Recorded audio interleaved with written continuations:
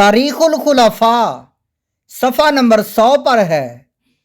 مولا علی رضی اللہ تعالیٰ عنہ نے فرمایا، ایک دن مشرکین نے رسول اللہ صلی اللہ علیہ وآلہ وسلم کو اپنے نرغہ میں لے لیا۔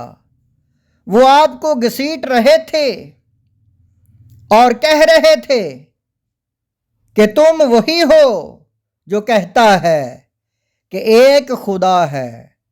خدا کی قسم، کسی کو ان مشرکین سے مقابلہ کی جرت نہیں ہوئی سوائے ابو بکر کے۔ وہ آگے بڑھے اور مشرکین کو مار مار کر اور دھکے دے دے کر ہٹاتے جاتے اور فرماتے جاتے، تم پر افسوس ہے کہ تم ایسے شخص کو ایذا پہنچا رہے ہو جو یہ کہتا ہے کہ میرا رب صرف اللہ ہے۔ یہ فرما کر مولا علی رضی اللہ تعالیٰ عنہ اتنا روئے کہ آپ کی داڑھی تر ہو گئی۔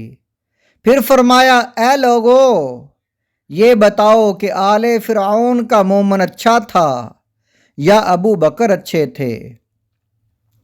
لوگ یہ سن کر خاموش رہے تو مولا علی نے پھر فرمایا، لوگو جواب کیوں نہیں دیتے؟ خدا کی قسم، ابو بکر رضی اللہ تعالیٰ عنہ کی زندگی کا ایک لمحہ آل فرعون کے مومن کی 1000 ساعتوں سے بہتر اور برتر ہے، کیونکہ وہ لوگ اپنا ایمان ڈر کی وجہ سے چھپاتے تھے، اور ابو بکر رضی اللہ تعالیٰ عنہ آپ نے اپنا ایمان کا اظہار علی اعلان کیا۔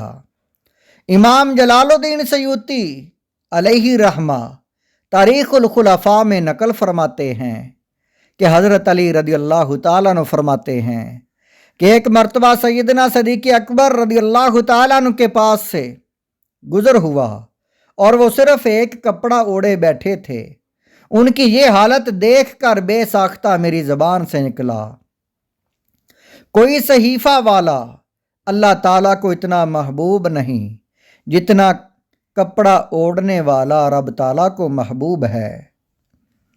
حدیث شریف حضرت محمد بن حنفیہ رضی اللہ تعالیٰ عنہ فرماتے ہیں کہ میں نے اپنے والد حضرت علی رضی اللہ تعالیٰ عنہ سے عرض کی کہ رسول اللہ صلی اللہ علیہ وآلہ وسلم کے بعد لوگوں میں سب سے بہتر کون ہے؟ آپ نے جواب دیا، ابو بکر رضی اللہ تعالیٰ عنہ۔ میں نے عرض کی، پھر کون؟ فرمایا، حضرت عمر رضی اللہ تعالیٰ عنہ۔ بخاری شریف حدیث نمبر 3671۔ موجمل اوسط حدیث نمبر 3920۔